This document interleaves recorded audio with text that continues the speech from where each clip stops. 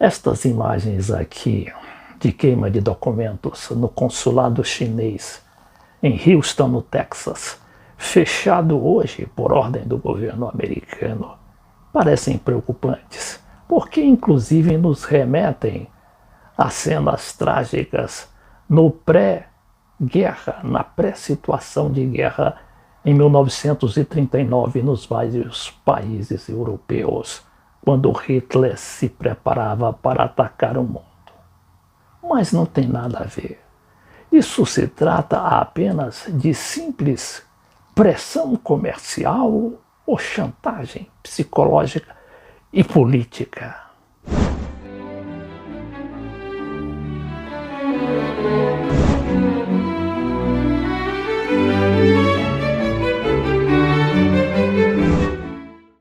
Vejamos o que aconteceu. O governo Trump, que vem numa batalha diplomática e comercial com a China, num ato intempestivo, determinou o fechamento do consulado chinês na cidade de Houston, no Texas. É um dos maiores consulados chineses e o mais antigo, por sinal. Vejamos aqui, primeiramente, o noticiário da Euronews. Os Estados Unidos obrigaram a China a encerrar o seu consulado em Houston, no Texas, alegadamente para proteger a propriedade intelectual americana. Pois é, eles alegam que os Estados Unidos que pegaram 2 hackers chineses que possivelmente seriam ligados ao governo chinês e que trabalhavam para roubar documentos relativos à vacina contra o coronavírus.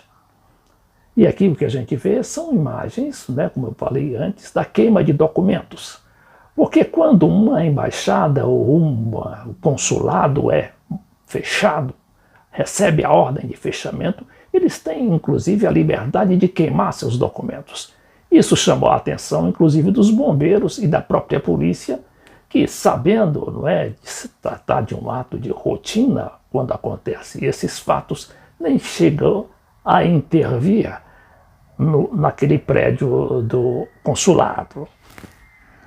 De acordo com os médias de Houston, os bombeiros foram chamados ao local na terça-feira à noite após a denúncia de que estariam a ser queimados documentos no edifício do consulado. O ministro chinês dos Negócios Estrangeiros já reagiu, diz que se trata de uma provocação unilateral dos Estados Unidos que viola as leis internacionais e as normas básicas das relações internacionais e dos acordos consulares entre a China e os Estados Unidos. Então, a China reagiu e chegou até a anunciar que poderia também fechar um consulado na cidade de Wuhan, uma das maiores do país, onde há também um grande consulado americano. Mas não chegou ainda a consumar essa decisão. Seria um ato de retaliação. Pequim pede a anulação da decisão e ameaça com uma reação legítima e necessária. Isto acontece no momento em que o Departamento de Justiça acusa 2 cidadãos chineses de ciberespionagem entre 2014 e 2020. Os homens são suspeitos de ter pirateado segredos industriais de diversas empresas americanas. Vamos ver agora um noticiário mais detalhado da Band News. 72 horas. Esse foi o prazo que o governo americano deu para a China fechar o consulado em Houston, no Texas. A determinação ocorre depois que 2 chineses foram indiciados, acusados de praticar cyberataques a empresas da Califórnia que buscam uma vacina contra o coronavírus. Após a acusação, funcionários foram flagrados queimando papéis e objetos dentro do consulado. A China disse que a embaixada em Washington recebeu ameaças de bomba e de morte. A China ainda acusou os Estados Unidos de provocarem essas ameaças, inclusive de morte, na embaixada chinesa. Mas isto também é quase um fato corriqueiro na guerra diplomática, onde vale tudo: chantagem, jogo por baixo da cintura e muito mais ainda. O governo em Pequim reagiu, ameaçando fechar o consulado americano em Wuhan. Em ano eleitoral, aqui nos Estados Unidos, o presidente Donald Trump segue atacando a China. E essa briga tem tudo para piorar. Os choques entre as duas maiores potências do mundo acontecem em várias frentes. A pandemia da Covid-19. Aqui é onde eu quero entrar com o meu comentário, não é? E chegar às minhas humildes conclusões. Então é todo um contencioso que abrange desde o tal do coronavírus, não é? Que os Estados Unidos, ou mais precisamente o presidente Trump, tratasse de um vírus chinês.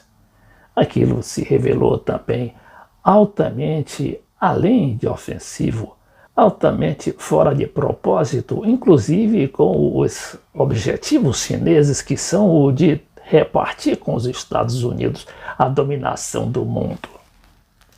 A Lei de Segurança Nacional imposta pelo Partido Comunista em Hong Kong. Tem também essa lei de segurança imposta pelo Partido Comunista em Hong Kong, aquela cidade antes dominada pelo governo inglês e que passou ao governo chinês depois do compromisso dos chineses de conservar aquele status, que era um status quase que internacional. Só que tanto os Estados Unidos quanto os ingleses começaram a subverter, a financiar movimentos subversivos e a China teve de agir, porque do contrário seria obrigada a entregar Hong Kong, olha aquele ponto super estratégico, aos Estados Unidos e à Inglaterra. As reivindicações territoriais da China no Mar do Sul e o boicote. Aí também tem as reivindicações da China no Mar do Sul. Ali os Estados Unidos têm uma presença militar grande, que não é só dele, é também da Coreia e do Japão, seus aliados. Só que a China resolveu ocupar os seus espaços. E numa situação ali muito estratégica e altamente sensível, que pelo mar o mar meridional, o Mar do Sul da China, concentra 40% do mercado mundial. Antes, o grande problema era lá no Estreito de Hormuz, no Oriente Médio, principalmente quando se trata de uma região de grande movimento comercial. Americano, a gigante de tecnologia Huawei. Aqui também é outro problema, e eu diria que é o problema mais sensível e que está afastando os Estados Unidos da China. Ora, e a questão tecnológica? Eles falam aqui nessa nova geração de celulares, o 5G, que veio realmente revolucionar o mundo das comunicações. Porque a 5G não só aumenta a velocidade e a estabilidade das comunicações pelos celulares, mas possibilita a intercomunicação de vários aparelhos, incluindo carros sem motorista, vigilância de residências por câmeras e muitas outras. Eles vendem um material 30% mais barato do que o oferecido pelos americanos e os europeus. Além do mais, a presença comercial da China é tão grande, principalmente dessa companhia que é paraestatal ou mista, a Huawei. Ela, só para se ter uma ideia, ela tem presença em 170 países do mundo. De um total, como a gente sabe, de 200 ou 205 países. Então, os Estados Unidos perdem terreno. E não é só lá, né? Não é só lá nesses países, é também aqui na América do Sul. Eu me lembro, e eu viajo pela América Latina há alguns anos, e há pelo menos 10 anos, eu às vezes me impressionava com o número e com a presença gigantesca da indústria chinesa ali naqueles países.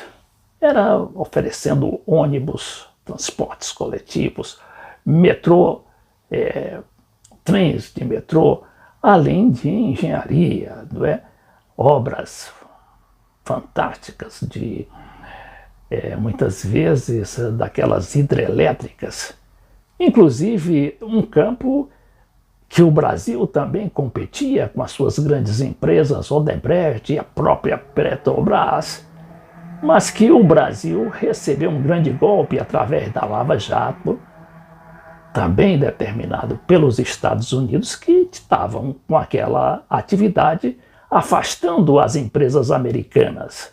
As empresas americanas praticamente inexistem hoje na América Latina, o que deve ocorrer também na África, onde o domínio da China é quase que total. Mas por quê?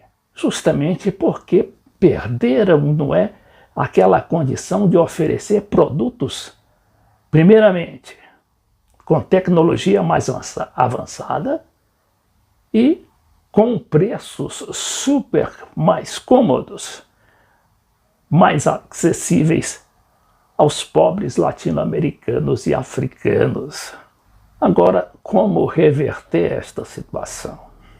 Só com esse tipo de ameaças, né? Ameaça de guerra, ou de fechamento dos consulados, que na prática não significam nada a não ser produzir notícias ou manchetes nos jornais americanos e europeus.